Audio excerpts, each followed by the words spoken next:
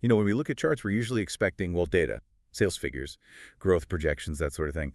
But the source we have today is something else entirely. Very different. Yeah, it's a really fascinating visual. It's titled The Path of Love, From Divine Source to Human Faith.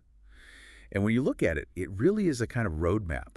Just not for a road trip. It's a roadmap for the soul. That's the perfect way to frame it. It's trying to visualize something that's, inviolable, the whole trajectory of our existence. It connects these huge spiritual ideas, God, faith, soul, with a literal line, like a flow chart. And that flow is exactly what we're going to trace today. We're going to walk this path the chart lays out, starting at the very top, divine source, and follow it all the way down to what it calls faith.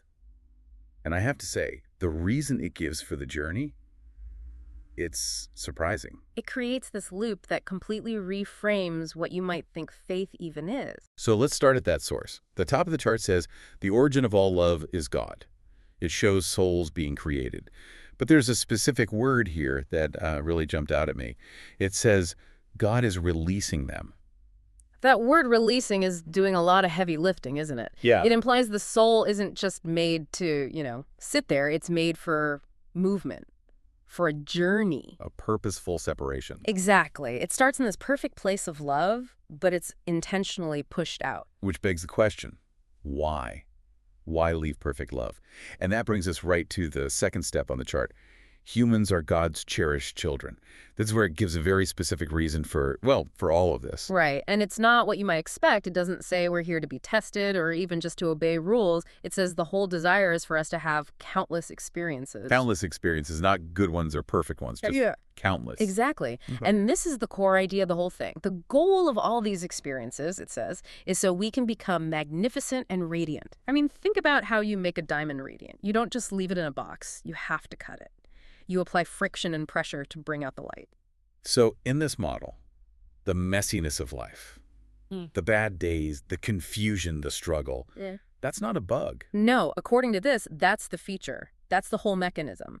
Experience isn't getting in the way of your spiritual self. It's the very thing that's polishing it. Okay, so we're released. We go through this grinder of countless experiences. But what are we at our core? That's the third point here. Your true essence is a soul made of love. Right. And you can think of this as the one constant in the whole equation. Your body changes, your job changes, your experiences are all over the place. But this chart argues that your fundamental material is light. It calls it our fundamental nature. Yes. And that's absolutely vital for understanding the final stage. You have to get that you are light to understand what this chart means by faith. Let's get into that. Because usually, faith means believing in something you can't see, right? Or just hoping something is true. But the destination at the bottom of this chart says, faith is the awakening to your origin. It completely reframes it. Faith, in this context, isn't an intellectual exercise to believe in some God out there. It's an internal realization. It says right here, it's realizing you were made by God and your essence is love. It's memory. That's the shift. The chart is basically saying you're not trying to become something new. You're just waking up to what you already were back in stage one. That's a beautiful loop then. You start at the origin, you go out into the world to get radiant through all this experience, and then faith is just the moment you remember where you came from.